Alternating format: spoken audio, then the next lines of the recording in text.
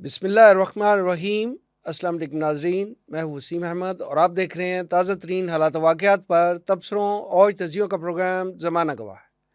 ناظرین، پاکستان کی میزبانی میں شنگھائی تعاون تنظیم کے 23ویں اجلاس کا کامیاب انعقاد ایک تاریخی موقع، بہت بڑا اعزاز اور بین الاقوامی سطح پر پاکستان کی اہمیت کو تسلیم کیے جانے کے مترادف ہے۔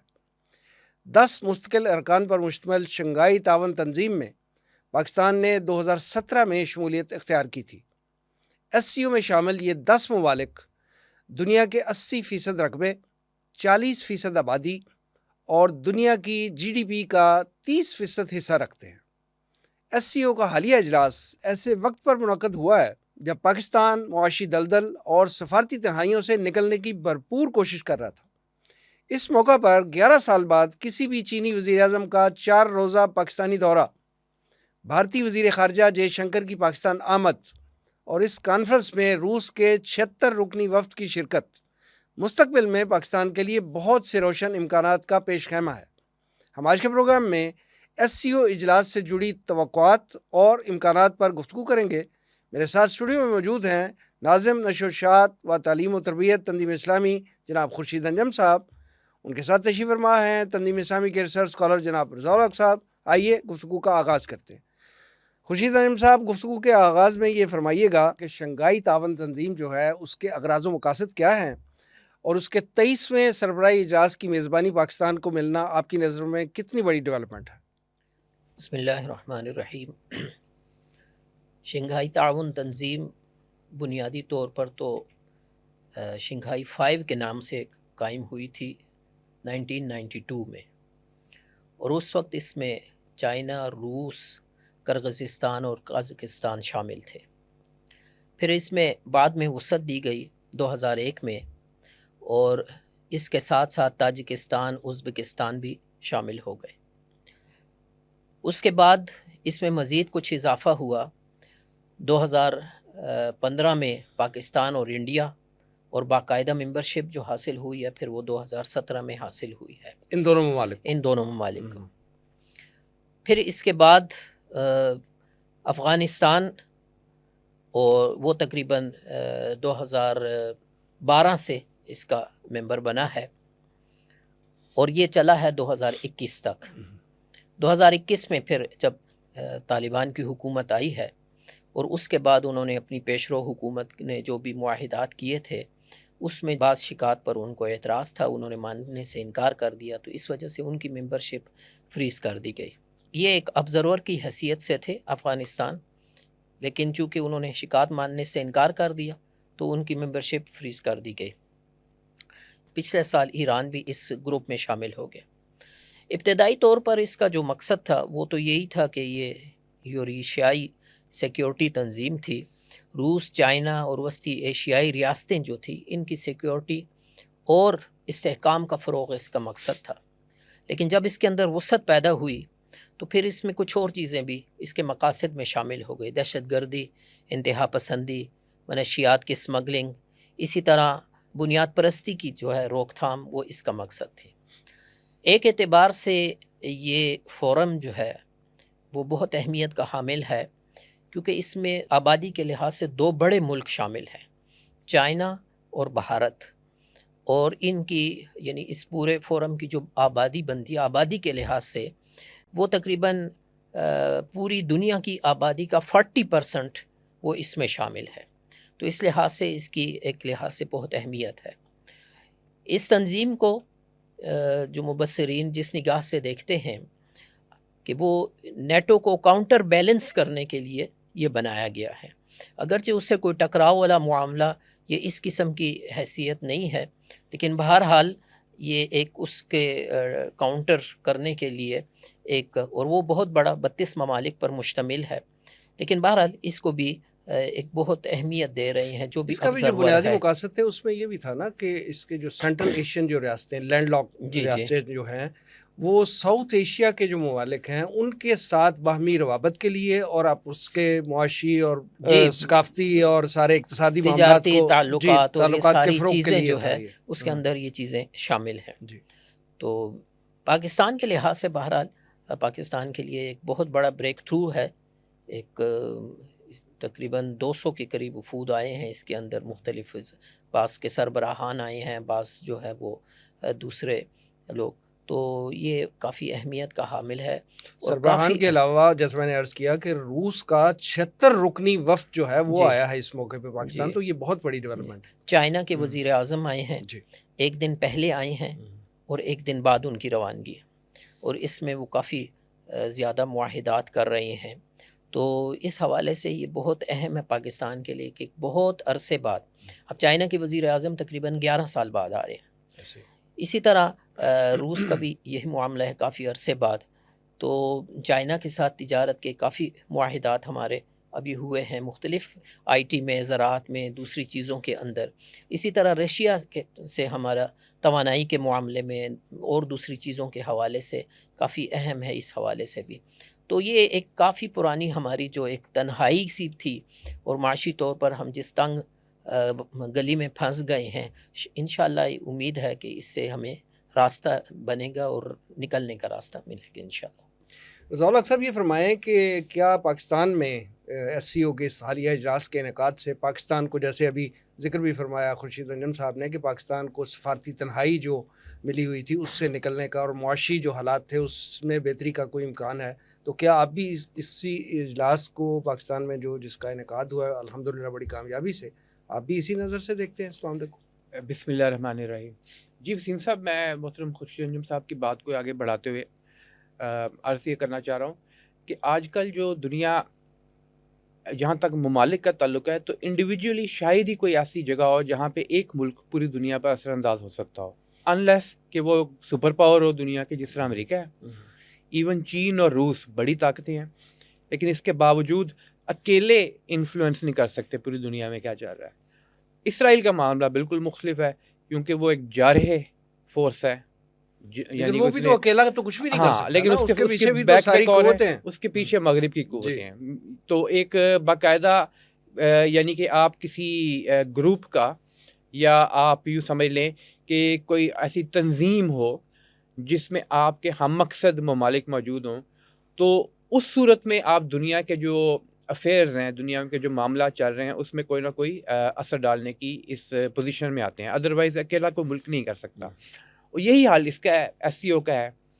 اب پاکستان کے حوالے سے دیکھیں تو ایک عرصہ، بلکہ یوں سمجھ لیں کہ 77 سال ہو چکے ہیں کہ ہم باقاعدہ امریکی کیمپ میں رہے ہیں، اور اس کے ہم نے بہت سارے نقصانات اٹھائے ہیں. اس میں تفصیل کا موقع نہیں. پاکستان کی تاریخ کا کوئی بھی طالب علم ہے، وہ جب پڑھتا ہے پاکستان کی تاریخ کو، تو معلوم ہوتا ہے کہ امریکہ کے ساتھ جو غیر متوازن ہمارے تعلقات تھے، اس کی وجہ سے بہت نقصان اٹھایا، سیاسی سطح پر بھی، سفارتی سطح پر بھی، اور معاشی سطح پہ بھی یقیناً اس کا.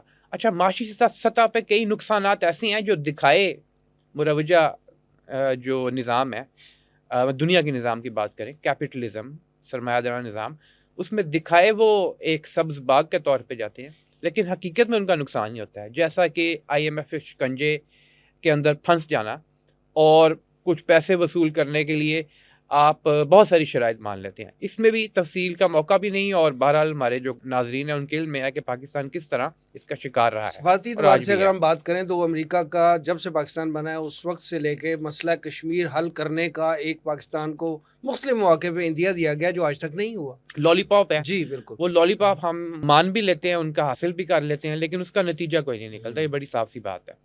اچھا، اس میں اب یہ دیکھیے کہ اس وقت جو دنیا جس نہج پہ چل رہی ہے، تو بڑا صاف دکھائی دے رہا ہے کہ مشرق وسطیٰ میں بھی جنگ پھیل رہی ہے، اور وہ اسرائیل کی ہی ایک لگائی ہوئی جو آگ ہے وہ پورے مشرق وسطیٰ کو اپنی لپیٹ میں لے رہی ہے. دوسری طرف ہم دیکھتے ہیں کہ جو روس یوکرین تنازع ہے وہ بھی بہرحال اپنی جگہ پہ موجود ہے، اور اس کے اثرات چین تک دکھائی دیتے ہیں. چین اور تائیوان کے بھی آپس کے تعلقات خراب ہیں، پہلے سے ہی خراب تھے، لیکن اب کی وجہ سے پورے یورپ میں انرجی کرائسس ہے. ہاں جی، انرجی کا بھی ہے اور خوراک کا بھی بہت بڑا کرائسس جو ہے وہ آ چکا ہوا ہے. یورپ اور مغربی یورپ خاص طور پہ اس کی بات کریں، وہ اپنی مخصوص ڈگر پہ چل رہا ہے، اور امریکہ وہ بھی اپنے نیٹو کے طور پہ اگر اس کو دیکھیں تو نیٹو اتحاد بنا ہی اس لیے تھا کہ وہ ملٹری سپورٹ اور ملٹری کے حوالے سے ان کو وہ فیسلٹی فراہم کرے کہ وہ دنیا میں جب جنگوں کی طرف جائیں تو وہاں پہ ان کا کوئی حریف یا مد مقابل نہ ہو. اس حوالے سے ایس سی او کا فورم جو ہے اس کے اندر صلاحیت موجود ہے, پوٹینشیل موجود ہے, جو ان کو ان کے راستے میں ایک رکاوٹ بن سکتا ہے. اب پاکستان کے بہت سارے ایسے مسائل ہیں جو پاکستان نے خود حل کرنے ہیں, کوئی حل کرے گا نہیں پاکستان کے لیے.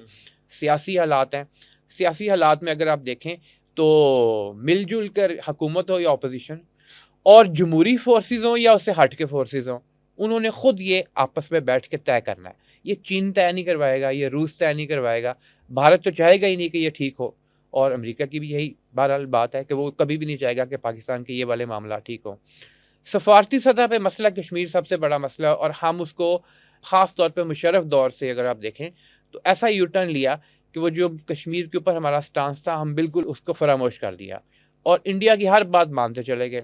بہرحال بعد میں آنے والی حکومتوں نے اس کو اس حد تک ریئلائز ضرور کیا کہ یعنی مشرف دور کے بعد والی, اس میں مسلم لیگ نون کی حکومت بھی شامل ہے, پیپلز پارٹی کی بھی شامل ہے, پی ٹی آئی کی بھی, اور اب جو بہرحال پی ڈی ایم کی حکومت بعد میں آئی وہ بھی, کہ پاکستان کو کشمیر کے مسئلے کے حوالے سے اپنا ایک اصولی موقف تو بہرحال رکھنا ہوگا. اور اصولی موقف یہ ہے کہ ہم انڈیا سے اس وقت تک تعلقات نہیں بنائیں گے جب تک مسئلہ کشمیر حل نہیں, یا اس کے حل کی طرف کوئی راستہ نہیں جاتا. اچھا, اس میں جو ایڈیشن ہوئی سفارتی سطح پر وہ یہ کہ یہ جو 5 اگست 2019 کا بھارت کا ایک کشمیر کو ضم کر لینے کا پورا قدم تھا, کشمیر اس کا جو حوالے سے اسپیشل سٹیٹس تھا اس کے خاتمے کی جو جی. بات تھی, وہ اپنے تئیں بھارت نے تو مسئلہ کشمیر حل کر دیا, کیونکہ وہ کہتا کہ جی کشمیر اب ہمارا اٹھو ٹانگ ہے. ایبسولوٹلی, کیونکہ وہ تو یہی کہہ رہے ہیں کہ ہم نے ضم کر لیا, ہمارا اٹھو ٹانگ ہے, بلکہ وہ تو یہ بھی کلیم کر رہے ہیں کہ آزاد کشمیر بھی اصل میں ہمارا. جی لیکن پاکستان نے بہرحال یہ سٹینڈ اپنی جگہ پہ لیا کہ بہرحال جب تک یہ معاملہ 5 اگست 2019 سے پہلے والی سچویشن پر انڈیا اس کو واپس نہیں لے کے جاتا, کوئی بات چیت آگے نہیں چلے گی. اب ایس سی او میں یقیناً کسی نہ کسی نے تو بھارتی وفد میں یعنی کہ اس کی سربراہ کے طور پر آنا تھا, تو ان کے منسٹر آف ایکسٹرنل افیئرز آ گئے. لیکن ایک چیز یہ بھی ہمیں دکھائی دی کہ پاکستان کا بار بار کشتیاں بدلنا, جمپنگ شپ پہ, کبھی ایک سائڈ پہ, اور صرف اسی ایشو پہ نہیں بہت سارے ایشوز پر, کبھی اس سائڈ پہ چلے جانا, کبھی دوسری سائڈ پہ چلے جانا. تو پاکستان کی بہت بڑی اچیومنٹ ہے, بہت بڑی اچیومنٹ ہے کہ یہاں پہ ہیڈز آف اسٹیٹ آئے, لیکن وہ سارے heads of state second tier leadership کے ہیں. اگر بھارت میں کوئی اسی طرح کا اجلاس ہوتا تو صدر شی بھی وہاں موجود ہوتا, پیوٹن بھی وہاں موجود ہوتا, اور ایرانی صدر بھی وہاں پہ موجود ہوتے, ہمارے بھی یقیناً وزیر اعظم کے طور پہ ہی جو بھی موجود ہیں انہوں نے وہاں ہونا تھا, اور بھارت خود آرگنائز کر رہا ہوتا اور مودی اس کو کر رہا ہوتا. تو یہ کچھ ہمیں ایسے معاملات ہیں جن میں بہرحال مزید کام کرنے کی ضرورت ہے, اپنا کھوئی ہوئی ساکھ یوں کہہ لیں اس کو دوبارہ بحال کرنے کی ضرورت ہے. لیکن یقیناً یہ معاشی طور پہ اور سیاسی طور پہ بھی اور سفارتی طور پہ بھی ایک اچھا قدم ہے جو آگے ہمیں لے کے چل رہے ہیں. خورشید انجم صاحب, ایس سی او کے اجلاس میں جیسا ابھی رضا الحق صاحب بھی ذکر کر رہے ہیں کہ بھارت کے وزیر خارجہ جے شنکر جو ہیں وہ تشریف لائے ہیں پاکستان, اور اسی طرح سابقہ جو ہمارے وزیر خارجہ تھے بلاول بھٹو, وہ پچھلے سال جو ایس سی او کا اجلاس انڈیا میں ہوا تھا تو یہ بھی گئے تھے. اسی طرح انہوں نے بھی جوابی طور پر ایک رواداری کا مظاہرہ کرتے ہوئے جو ہے وزیر خارجہ کو بھیجا ہے. آپ کیا سمجھتے ہیں کہ جے شنکر کی پاکستان آمد سے پاک بھارت تعلقات میں بہتری کا کوئی امکان پیدا ہوا؟ جی, اس حوالے سے جیسے کہ آپ نے پہلے ہی کہا, یہ تھوڑا سا یہ جو ملکوں کے معاملات ہوتے ہیں یہ بھی ہماری برادریوں کی طرح ہوتے ہیں, برادریوں کی طرح کہ وہ آیا تھا تو یہ بھی جائیں گے, وہ نہیں آیا تو یہ بھی نہیں جائیں گے, تو جیسا استقبال انہوں نے کیا تھا ویسا ہی ہم بھی کریں گے. تو اس حوالے سے لیکن یہ ہے کہ جے شنکر نے آنے سے پہلے ہی کہہ دیا تھا کہ 2 طرفہ تعلقات پر کوئی بات نہیں ہوگی. اگرچہ اس میں کوئی شک نہیں ہے کہ وہ ایک کانفرنس کے لیے آئے رہے تھے, وہی ایک 1 پوائنٹ ایجنڈا تھا, یعنی وہ کانفرنس دو طرفہ امور کا یہ فورم بھی نہیں تھا. لیکن یہ ہے کہ جب کسی ملک کے نمائندہ آتا ہے تو ظاہر ہے کچھ نہ کچھ یوں کہہ لیجیے برف پگھلتی ہے ان معاملات میں, تو آ جانا بھی کافی ہے, ورنہ بھارت نے تو ہمیشہ ڈھٹائی کا مظاہرہ کیا ہے, ان کا آ جانا بھی کافی ہے. لیکن جہاں بھی پاکستان اور بھارت ہوگا تو تناؤ کی کیفیت تو رہے گی. کچھ ایسے ایشوز ہیں, مثلا سب سے بڑا ایشو کشمیر کا ہے, اس پر مفصل گفتگو کر چکے ہیں ہمارے رضا الحق صاحب کہ وہ کس طرح سے ہمارا ایک اس کو اگر تھوڑا سا بھی اس کے پر کوئی لچک دکھائی جاتی ہے تو ظاہر ہے کہ سیاسی طور پر بھی اور ہماری فوج کے اعتبار سے بھی عسکری طور پر بھی وہ ہمارے لیے نقصان کا باعث بنتے ہیں۔ پھر اسی طرح بھارت کی طرف سے دہشت گردی کا الزام لگایا جاتا ہے، پاکستان ادھر سے بلوچستان میں بھارت کی جو دراندازی ہے اور دوسری جگہوں پر بھی جو کچھ ہوتا ہے، تو یہ ایک مستقل ہمارا ایک تناؤ کی کیفیت تو موجود ہے۔ لیکن بہرحال اس فورم کا مقصد بھی یہی ہے کہ آپس میں ممالک جو ہیں وہ ان کے اندر ایک دوستانہ ماحول اور اس قسم کی کیفیت، اس خطے کے جو ممالک ہیں ان کے اندر تعلقات بہتر ہو۔ اچھا، اسی طرح پاکستان اور بھارت کے درمیان جیسے میں نے عرض کیا کشمیر کا مسئلہ ہے، بلوچستان میں ان کی دراندازی ہے، پھر وہ الزام لگاتے ہیں دہشت گردی کے حوالے سے۔ عالمی سطح پر بھی اگر دیکھا جائے تو پاکستان اور بھارت کا ایک علیحدہ اسٹانس ہے اس وقت کی جو صورتحال ہے، خاص طور پر اس میں بھارت اس وقت اسرائیل کے ساتھ کھڑا ہے، ہر طرح کی اس کے ساتھ اس کی ایک معاونت چل رہی ہے، ان کے پائلٹ وہاں گئے ہیں اور بھی ہر طرح کا ایک ساتھ ہے، اور اسی طرح سفارتی سطح پر بھی وہ اس کا ساتھ دے رہا ہے۔ جبکہ پاکستان کا موقف، اگرچہ ملک میں تو کوئی ایسے معاملات ہوئے ہیں لیکن بہرحال وزیر اعظم ہمارے انہوں نے اقوام متحدہ میں اس پر بڑا واضح موقف اختیار کیا ہے اسرائیل کے حوالے سے۔ پھر اسی طرح ابھی جو 7 اکتوبر جب سال پورا ہوا ہے غزہ پر اسرائیلی جارحیت کا، تو اگرچہ وہ جماعت اسلامی کی طرف سے ایک موو تھی کہ ہمیں ملکی طور پر اس کو منانا چاہیے اس دن کو، اور وہ ملے ہیں، بلاول سے ملے ہیں، وزیر اعظم سے ملے ہیں، دوسرے لیڈروں سے ملے ہیں، اور وہاں پر جو ہے وہ ایک کانفرنس ہوئی ہے اسلام آباد میں قومی سطح پر، اور جس میں تمام سیاسی پارٹیاں جو ہیں وہ موجود تھی۔ اس سے ایک یکجہتی کا تاثر بڑی ہو خوشائند گیا ہے، بات تھی۔ بڑی خوشائند بات ہے کہ اس موقف پر، غزہ کے موقف پر یا اسرائیل مخالفت کے موقف پر پوری قوم متحد ہے۔ الحمدللہ، یہ اس میں کوئی کسی قسم کا کوئی ہمارے اندر کوئی اختلاف نہیں ہے، کوئی ڈیفرنسز نہیں ہے۔ تو یہ پھر عالمی سطح پر اگر دیکھا جائے تو پاکستان اور انڈیا یہ دو علیحدہ سمتوں میں، یعنی ان کے موقف جو ہیں وہ متضاد ہیں، تو یہ عالمی سطح پر یہ چیز بھی اس میں شامل ہو جاتی ہے۔ ذوالق صاحب، جیسا کہ آپ جانتے ہیں کہ ایس سی او جو ہے وہ سینٹرل ایشین اور جنوبی ایشیا کے ممالک کا ایک مجموعہ ہے، ان کے ایک اتحاد کا نام ہے۔ کیا وجہ ہے کہ افغانستان جیسا ملک جو ہے، جس کی اس خطے میں بڑی اہمیت ہے، وہ نہ تو اس اتحاد کا حصہ ہے اور نہ ہی اس کو مبصر کے طور پہ جو ہے وہ اس اجلاس میں مدعو کیا گیا ہے؟ آپ کے خیال میں اس کی کیا وجہ ہے؟ انتہائی اہم سوال ہے وسیم صاحب، آپ نے بالکل درست فرمایا کہ افغانستان اس خطے کا، بلکہ میں تو یہاں تک کہوں گا کہ دنیا کے حوالے سے دیکھا جائے تو انتہائی اہم ملک ہے۔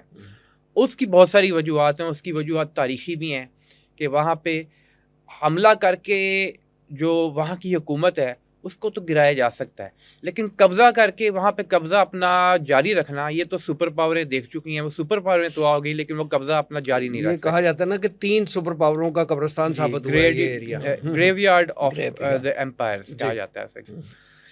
اب اگر وسطی ایشیا کے ممالک دیکھیں تو وہاں بھی آپ کو افغانستان سے مماثلت دکھائی دیتی ہے، لینڈ لاکڈ ممالک ہیں، اور ایون ان کے جو قبائلی تعلقات ہیں وہاں بھی آپ کو انہی قبائل کے لوگ دکھائی دیں گے، اسی طرح کا سٹرکچر اور مکس اپ دکھائی دے گا ڈیموگرافک کے حوالے سے، جیسا کہ افغانستان میں۔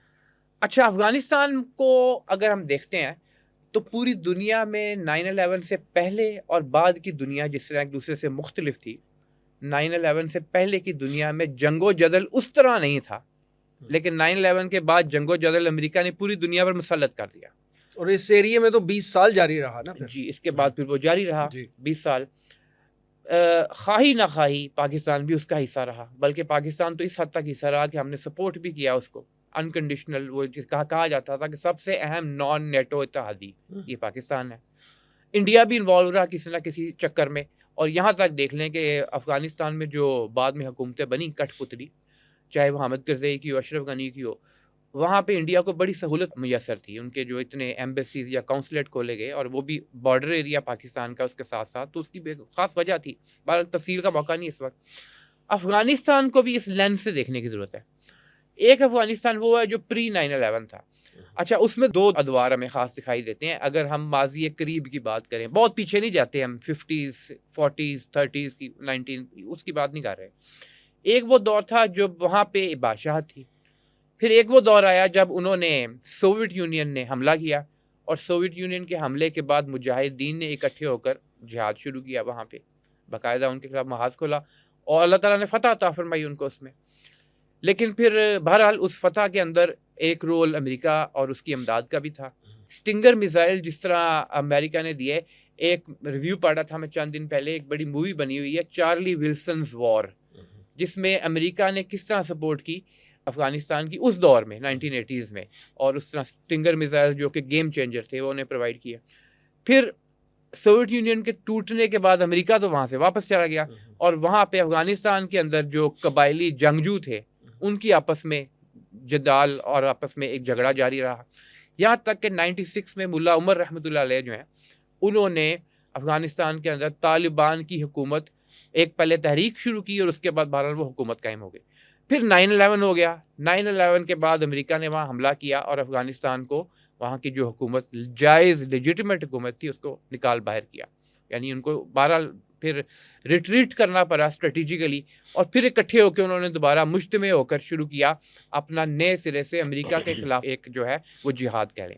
اس کے 20 سال جس کا آپ نے تذکرہ کیا. اب اس دور میں جب یہ شنگھائی تعاون تنظیم 2001 کے بعد سٹارٹ ہوئی, تو اس دور میں افغانستان میں یا اشرف غنی کی حکومت تھی یا حامد کرزئی کی, اور وہ امریکہ کے پالیسیز کو ٹو کر رہی تھی. جو امریکہ کہتا تھا یقیناً ان کی بنائی ہوئی حکومت تھی اپنی. تو ایس سی او کے اندر بہرحال ایک ریجنل فورم ہے, جگہ یا گنجائش تو موجود تھی ان کے لیے, لیکن ان کو کوئی سٹیٹس نہیں دیا جا رہا تھا. یہاں تک کہ 2012 میں بڑی تگ و دو کے بعد ان کو صرف آبزرور سٹیٹس جو ہے وہ ملا, اور یہ پھر بہرحال کنٹینیو کرتا رہا 2021 تک. اور 2021 کے اگست میں جب امریکہ کو نکال باہر کیا اور افغان طالبان کی یہ دوسری حکومت وہاں پہ قائم ہوئی, تو اس کے بعد افغان طالبان نے بہت سارے ایسے جو معاہدے شنگھائی کوآپریشن آرگنائزیشن میں اشرف غنی اور حامد کرزئی نے کیے ہوئے تھے, ان کو قبول کرنے سے ان شرائط کے مطابق انکار کر دیا. اس وقت سے پھر جیسا کہ خوشی انجم صاحب نے پہلے تذکرہ کیا تھا کہ اس وقت سے یہ فریز کر دی گئی. اب وہ فریز اپنی جگہ پہ کی ہوئی ہے. پاکستان اس سمٹ کا, یہ ابھی جو اکتوبر 2024 میں ہوئی ہے, اس کا ہوسٹ ضرور تھا, میزبان ضرور تھا, لیکن پاکستان کے اختیار میں نہیں تھا کہ وہ کسی کو بلائے یا کسی کو بلانے سے انکار کرے. یہ تو شنگھائی کوآپریشن یا آرگنائزیشن شنگھائی تعاون تنظیم کی جو ایگزیکٹو باڈی ہے اس کا ڈیسیژن ہونا تھا. ایگزیکٹو باڈی نے بلایا نہیں, اور آپ نے دیکھا ہوگا کہ یو این جنرل اسمبلی کا جو اجلاس ستمبر میں ہوا ہے, وہاں بھی 4 ممالک نے خاص طور پہ افغانستان پر تنقید کی ایک خاص اینگل سے. ابھی بھی بائی لیٹرل یعنی ملک کی سطح کے اوپر اگر دیکھیں تو تعلقات بہت مضبوط ہیں کئی ممالک کے افغانستان کے ساتھ. چائنا اس کی بڑی مثال ہے. چائنا کے وہاں معاشی تعلقات مضبوط ہونے کے باوجود افغانستان کو تسلیم تو نہیں کر رہے, تسلیم نہیں کیا, لیکن نمائندہ موجود ہے, نمائندہ موجود ہے, سفارتی نمائندہ یو اے ای میں بھی افغانستان کا موجود ہے. اور چائنا تو اس حد تک اس وقت انوالوڈ ہے افغانستان کے حوالے سے کہ جتنے بڑے معاہدے ہیں وہاں پہ اکانومی کے حوالے سے وہ سارے چائنا کے ساتھ افغان طالبان کر رہے ہیں, یا افغان طالبان کی حکومت کر لیں یا امارت اسلامی افغانستان. بہرحال خواہش تو ہماری یہی ہے کہ آئندہ کے جو معاملات ہیں ان کے اندر افغانستان کو بھی آن بورڈ لیا جائے, کیونکہ ایک لیجیٹمیٹ حکومت موجود ہے. کسی بھی معیار کے اوپر پرکھ لیں جو جدید دور میں ہے کہ حکومت کس کی جائز ہے بنتی ہے, وہاں پہ یہ حکومت اپنی جگہ پہ جائز قائم ہے, لیکن بہرحال ایک ہٹ درمی ہے, دنیا ماننے کو تیار نہیں. خورشید زینب صاحب, جیسے کہ پہلے بھی ذکر ہوا کہ چائنیز وزیر اعظم جو ہیں گزشتہ 11 سال میں یہ پہلا موقع ہے کہ اس کانفرنس کے انعقاد کے موقع پہ چائنیز وزیر اعظم جو ہیں وہ پاکستان آئے ہیں. اس کانفرنس سے ایک دن پہلے تشریف لائے ہیں اور ایک دن بعد تک یہاں پہ رہے ہیں. اس دوران گوادر ایئرپورٹ کا افتتاح ہوا, اس کے علاوہ بہت سے ایم او یو سائن ہوئے, کئی معاہدے جو ہے وہ طے ہوئے. آپ یہ فرمائیں کہ ان کا یہ دورہ جو ہے پاکستان کا, یہ جو سی پیک کا دوسرا مرحلہ ہے, یا پاکستان کے ساتھ چائنا کے اقتصادی, سیاسی اور سفارتی تعلقات ہیں, کتنی اہمیت کا حامل جی پہلے بھی میں عرض کر چکا ہوں کہ 11 سال بعد تو یہ ایک بہت بڑی ڈیولپمنٹ ہے وزیر اعظم کا آنا، چائنا کے وزیر اعظم، اور خصوصاً ان حالات میں کہ پچھلے کچھ عرصے سے ہمارے ہاں جو چائنیز جو بھی یہاں ورکرز کام کر رہے ہیں، ان کی کچھ سیکیورٹیز کے انجینئرز معاملات ہیں، جو ہیں وہ ان بہت کے زیادہ سیکیورٹی کے حوالے سے کچھ مارے بھی گئے ہیں، کچھ اس قسم کے معاملات بھی ہوئے ہیں، تو ظاہر ہے کہ اس کے اثرات تو پڑتے ہیں۔ ہر ملک جو ہے اپنے شہریوں کے بارے میں وہ حساس ہوتا ہے، تو اس حوالے سے چائنیز وزیر اعظم کا آنا یہاں پر، پھر جیسے آپ نے خود فرمایا کہ مختلف معاہدات وغیرہ اور ایم او یو سائن ہوئے ہیں آئی ٹی کے شعبے میں، زراعت کے شعبے میں، اسی طرح موٹر ویز کے حوالے سے اب یہ جو سکھر سے لے کر اور کراچی تک موٹر وے کا ایک منصوبہ رہتا ہے، یہ بھی ہے، گوادر ایئرپورٹ کے حوالے سے ہے، اسی طرح یہ جو گوادر آزاد ایئرپورٹ کا تو پتن، باقاعدہ افتتاح ہو گیا نا جی آزاد پتن یہ جو ہائیڈرو پاور پروجیکٹ ہے اس کے حوالے سے ہے، اسی طرح تھاکوٹ کی طرف جو روڈ ہے کراکرم کے وہ ہے، تو تقریباً یہ ہائیڈرو پاور کا جو ہے 6.8 بلین کا منصوبہ ہے، تو یہ ساری چیزیں جو ہیں بہت اہم ہیں، لیکن بہرحال اس میں پھر بات وہی آ جاتی ہے کہ ان کو ہم کس انداز سے آگے لے کر چلتے ہیں۔ ابھی آئی ایم ایف سے ہمیں قسط ملی ہے، بڑے ہی بھنگڑے ڈالے گئے ہیں، لیکن قسط ملتے ہی کیا ہوا، وزراء کے لیے گاڑیاں آ رہی ہیں، وہ غیر ترقیاتی اخراجات ہیں ان میں خرچ ہو رہے ہیں، تو اشرافیہ ہی کے لیے سارا کچھ لگ رہا ہے۔ اصل چیز تو یہ ہے کہ عوام تک اس کے نتائج جو ہیں وہ کس حد تک پہنچتے ہیں، تو ملکی سطح پر تو اس میں کوئی شک نہیں ہے کہ بہت بڑا بریک تھرو ہے چائنیز وزیر اعظم کا آنا، پہلے آنا بعد میں جانا، یہ ساری چیزیں جو ہیں، پھر اتنے معاہدات، یہ ساری چیزیں اپنی جگہ بہت اہمیت کے حامل ہیں، لیکن یہ ہے کہ ہر یہ بات ہے نا ملک، کہ یہ جو ایم او یوز جتنے سائن ہوئے ہیں یہ میچور کتنے ہوتے ہیں اس ہاں میں تو ہر ملک اپنے اعتبار سے سوچتا ہے، وہ دوسرے ملک کے اعتبار سے نہیں سوچتا، اپنے اعتبار سے سوچتا ہے، ہمیں بھی اپنے ہی اس اعتبار سے سوچنا چاہیے، اور سب سے بڑی بات یہ ہے کہ اس کے اثرات عوام تک پہنچنے چاہیے، نہ کہ صرف خواص تک ہی ان چیزوں کے اثرات پہنچنے چاہیے۔ تو بہرحال یہ ایک بریک تھرو تو ہے، اس میں کوئی شک نہیں ہے، اور ایک اچھا ہمارا ایک بریک تھرو اس حوالے سے کہ جتنے معاہدات ہوئے ہیں تجارتی طور پر ہمارے لیے راہیں کھولیں گی کافی زیادہ، اس ظاہر ہے کہ تجارت کے حوالے سے، روزگار کے حوالے سے مواقع جو ہیں ہمیں بہت زیادہ ملیں گے۔ پھر اس کے ساتھ ساتھ ایک بریک تھرو جیسے میں نے کہا کہ وہ کوئی ایک سرد مہری سی آ گئی تھی پاکستان اور چائنا کے تعلقات میں، جو محسوس کی جا رہی تھی، وہ ریفریش ہوئے ہیں، وہ بہتری کے ریفریش آثار ہوئے نظر ہیں، آئیں گے، اور اس کے اندر محسوس ہوا کہ نہیں ایسی کوئی بات نہیں ہے، تو اس حوالے سے بھی کافی اچھا ایک یہ سائن ہے جو ہوا ہے اس بات۔ رضا پاک صاحب، کیا ایس سی او کے سربراہی اجلاس کا انعقاد اور حکومت کی حالیہ کارکردگی دیکھ کر ہم یہ کہہ سکتے ہیں کہ پاکستان جو ہے وہ معاشی دلدل سے نکل رہا ہے اور سفارتی تنہائی سے نکلنے کا امکان کوئی پیدا ہوا ہے؟ کیا ہم یہ کہہ سکتے ہیں؟ جی وسیم صاحب، اس میں دو علیحدہ چیزیں ہیں۔ جی، ایک تو یہ کہ سفارتی تنہائی پاکستان کی، بہرحال وہ تو آپ کو یوں کہہ لیں کہ 77 سال کی ہماری تاریخ ہے، اس کا بیگیج ہے جو ساتھ چلتا آ رہا ہے ساتھ ساتھ۔ ایسا نہیں ہے کہ وہ سفارتی تنہائی ہمیں پچھلے 2 سال کے دوران آئی ہے، یا یہ کہ پچھلے 10 سال کے دوران۔ یہ 77 ایئرز جو ہمارے پاکستان کی تاریخ کے ہیں اس میں سفارتی تنہائی رہی ہے، اور اس کی ایک اونچ نیچ بنیادی آتی وجہ، رہی ہے۔ جی اونچ نیچ کی وجہ یہ تھی امریکہ جب ہم سے خوش ہو جاتا تھا کچھ، تو وہ کچھ سفارتی تنہائی دور ہو جاتی تھی یا دکھائی دیتی تھی دور ہوتی ہوئی۔ جب وہ ذرا ناراض ہوتا تھا یا اس کا اصل حامی اور حلیف بھارت، جی، اس کو خوش کرنا ہوتا تھا، تو وہ تنہائی ہمیں ذرا زیادہ دکھائی دیتی تھی۔ لیکن یہ بہرحال اپنی جگہ پہ ایک معاملہ ہے اور حقیقت ہے کہ پاکستان اگر امریکہ سے ہٹ کر چین اور روس والی سائڈ پہ تھوڑی سی توجہ دے گا، اور جیسے دیتا ہوا دکھائی دے رہا ہے، تو اس میں سفارتی تنہائی اپنی جگہ دور ہوگی۔ اچھا اب دیکھیں، آپ عام طور پہ یہ بات سنی ہوگی آپ نے کہ ہمسایہ تو بدلا نہیں جا سکتا۔ اچھا لوگوں کے معاملے میں یہ تھوڑا مختلف ہے، آپ ہمسایہ بدل بھی سکتے ہیں، گھر کہیں اور لے لیں جا کے، لیکن ملکوں کے معاملے میں آپ یہ چینج نہیں کر سکتے۔ صحیح کہہ رہے ہیں۔ ملک کے معاملے میں جہاں پہ بن گیا ہوا ہے ملک وہاں موجود ہے، اور پاکستان یوں کہہ لیں کہ فارچونیٹ یا انفارچونیٹلی ایک سیکورٹی اسٹیٹ ہے۔ اس کے ارد گرد جو ایسے ممالک موجود ہیں جو ہر وقت نظر لگا کے رکھے ہوئے ہیں اور بد نظر ہے ان کی کہ پاکستان کو کیسے زیادہ سے زیادہ نقصان پہنچایا جائے. اس پر مستضاد یہ کہ جیسے خوشچند صاحب فرما رہے تھے کہ اسرائیل بہرحال اپنے آئندہ کے منصوبے میں پاکستان کو ہدف بنانا چاہ رہا ہے. اس کا گریٹر اسرائیل کا منصوبہ پورا ہی اس وقت ہوگا جب ایٹمی پاکستان نہ ہو.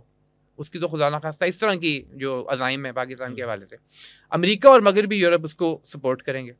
حکومتی کارکردگی اس میں کوئی شک نہیں کہ معیشت کے حوالے سے اگر دیکھیں تو اشاریہ تو یہی بتاتے ہیں کہ بہت بہتر ہوئی ہے. 4 سال کی بہتر ترین سطح جو ہے وہ اس وقت وہاں موجود ہے. لیکن مسئلہ یہ ہے کہ سودی قرضہ جب تک موجود ہے اور وہ پہاڑ کی طرح کھڑا ہوا ہے اور مزید لیتے جائیں گے تو وہ معاملے کا حل نہیں ہوگا. وہ پھر آئندہ جتنا بھی ہم نے کوئی گین بھی کیا ہے وہ دوبارہ لوز کر جائیں گے ہم سودی قرضے کو دیتے ہوئے, اور مزید جب سود بڑھے گا اور اس کے بہت سارے نقصانات اپنی جگہ پہ ہیں. اچھا, بین الاقوامی سطح پہ اگر دیکھیں تو شنگھائی تعاون کو تنظیم کے اغراض و مقاصد میں بھی اور بہرحال جو مشترکہ اعلامیہ آیا اس میں بھی یہ چیز سامنے آئی ہمارے کہ جو یونائٹڈ نیشنز کے کچھ طے شدہ اہداف ہیں جس طرح سسٹینیبل ڈیولپمنٹ کے گولز ہیں ان کے SDGs جنہیں کہتے ہیں, وہ تمام ممالک دنیا کے چاہے وہ ایسٹرن بلاک ہو ویسٹرن بلاک ہو وہ اس کو فالو کرتے ہیں. چائنا, UAE, سعودی عرب, ترکی, جتنے ممالک آپ دیکھ لیں پاکستان کو اسی وقت معاشی امداد دیتے ہیں یا پاکستان میں معاشی انویسٹمنٹ کرتے ہیں. میں چین کا نام خاص طور پہ لے رہا ہوں جب IMF اوکے کر دیتا ہے, اس سے پہلے یہ نہیں کرتے. قرضے بھی رول بیک اسی وقت ہوتے ہیں جب IMF نے اوکے کر دیا. تو IMF کا اپنا ایک اثر و رسوخ موجود ہے اور چائنا بھی اس اثر و رسوخ سے باہر نہیں ہے ابھی. ہاں, یہ ایک بہت اچھی چائنا کا تو آپ ایک مثال دے رہے ہیں. ہمارے جو مسلم ممالک ہیں وہ بھی جب تک IMF جو ہے ہمیں قرضہ الاؤ نہیں کرتا وہ بھی ہماری مدد نہیں کرتے. اچھا, چائنا کے ساتھ اس سے پہلے روس کے ساتھ ایک اچھی ڈیولپمنٹ ہوئی کہ لوکل کرنسی کے اندر ٹریڈ کی بات ہوئی, اور یہ ایک بڑا معاشی حوالے سے ایک بہتر سٹانس ہو سکتا ہے. اور میں سمجھتا ہوں کہ جتنے ہمیں دکھائی دیتے ہیں مشترکہ اعلامیہ کے اندر نکات زیادہ تر روایتی ہی ہوتے ہیں, لیکن 2-3 ایسی چیزیں ہیں جن پر اگر زیادہ توجہ دی جائے تو یہ SCO ہے مستقبل میں ایک بہت مؤثر رکاوٹ بھی بن سکتا ہے جو مغربی پریشر ہے اس کے حوالے سے, اور اس کا ایک حریف بنے گا مکمل طور پہ. ایک دفاعی تعاون زیادہ سے زیادہ کیا جائے. نمبر 2 یہ روس اس حوالے سے ہمارے لیے بہت ہیلپ فل ثابت ہو سکتا ہے, اس میں کوئی شک نہیں, روس بہت ہیلپ فل ثابت ہو سکتا ہے. دوسرا یہ کہ جو آئندہ کا دور اور آئندہ کی جنگیں اس میں ٹیکنالوجی ایک انتہائی اہم رول ادا کرے گی. تو ٹیکنالوجی میں ترقی زیادہ سے زیادہ. پھر یہ کہ اپنے جو معاشی معاملات ہیں ان کو جہاں تک ممکن ہو جس قدر ممکن ہو یونیفائی کریں, ایک دوسرے کے ساتھ ملائیں, جس طرح یورپین یونین نے کیا. اس کے فائدے بھی بہرحال انہوں نے اٹھائے اس چیز کے.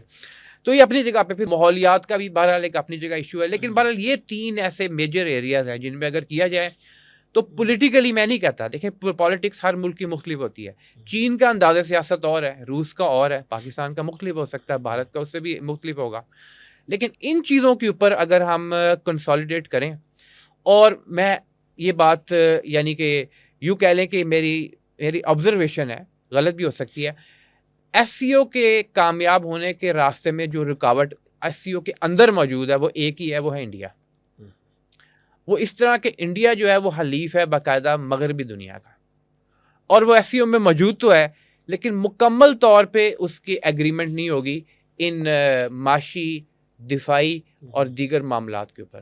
بہرحال پاکستان کے حوالے سے اگر دیکھیں تو اگر ہم خود اندرونی طور پہ بھی اپنے آپ کو بہتری کی طرف لے کے جائیں گے تو وہ سفارتی تنہائی بھی دور ہوگی. انڈیا کا آپ نے ذکر فرمایا تو سارک میں اور سارک کو ناکام بنانے میں انڈیا کا ہی ایک طرح کا ویٹو کا رول تھا, جس کی وجہ سے سارک ممالک کی جو تنظیم تھی وہ ساری کی ساری جو ہے وہ کریش ہو گئی. تو اگر SCO میں بھی انڈیا کا وہی رویہ رہا تو میرا نہیں خیال کہ پھر کوئی اس کا کوئی پازیٹیو رول جو ہے وہ ہو سکتا ہے. جی, میں آپ کی اس بات سے تو اتفاق کرتا ہوں کہ انڈیا کا میجر رول تھا, لیکن SCO میں تھوڑا سا جو ڈفرنس ہے وہ یہ ہے کہ دیگر بڑے ممالک نہیں ہیں. سارک میں تو انڈیا ہی انڈیا تھا, یا پاکستان کسی حد تک یہی تھا. SCO میں چین اور روس بھی ہیں. وہ پھر ایسا موقع بھی آ سکتا ہے کہ وہ چین اور روس مل کر یہ اس انداز میں اثر انداز نہیں ہو سکے گا.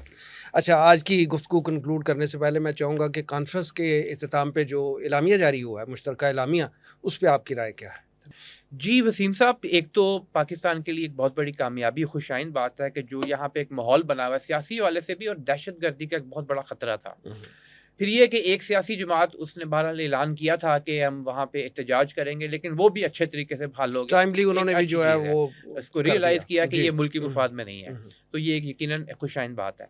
تو اس حوالے سے دیکھیں تو بہتر طور پہ انتہائی پرامن طریقے سے اس پوری کانفرنس کا انعقاد ہو جانا یہ انتہائی خوش آئند بات ہے. دیکھیے جیسا کہ میں نے پہلے بھی عرض کیا کہ کچھ تو ایسے نکات ہوتے ہیں جو روایتی ہیں. روایتی وہ کہ ایس سی او نے پچھلی اپنی 22 جو سربراہی اجلاس تھے ان کے اندر کچھ چیزوں کو طے کیا ہوا ہے، اور وہ اس سارے ایجنڈے کی توثیق ہوئی نا، ایک توثیق ہو گئی، اور پھر اس کے اندر مزید بلڈ کیا جاتا ہے. اس میں دفاعی تعاون بھی ہے، معاشی تعاون بھی ہے، اس میں آپ کا ایگریکلچر کے فیلڈ کے اندر تعاون بھی ہے، ماحولیات ہے خاص طور کے اس کے اندر تعاون ہے. کچھ چیزیں خورشید انجم صاحب نے شروع میں گنوائی تھیں، دہشت گردی اور انتہا پسندی وغیرہ، جو ان کی ڈیفینیشنز ہیں، بلکہ ان کی کیا سائیڈ لائن پہ جو ملاقاتیں ہوتی ہیں وہ بڑی اہم ہوتی ہیں، وہ اپنی جگہ پہ اہم ہے. اچھا پھر یہ دیکھیے کہ اکانومی اور آئی ٹی کے حوالے سے کچھ ڈیولپمنٹس ہیں جو مستقبل میں بہت بہتر ثابت ہوگی انشاءاللہ تعالیٰ. پھر کچھ ایسے ایجنڈا آئٹمز بھی ہوتے ہیں جو کہ کیری فارورڈ کیے جاتے ہیں ایس سی او سے.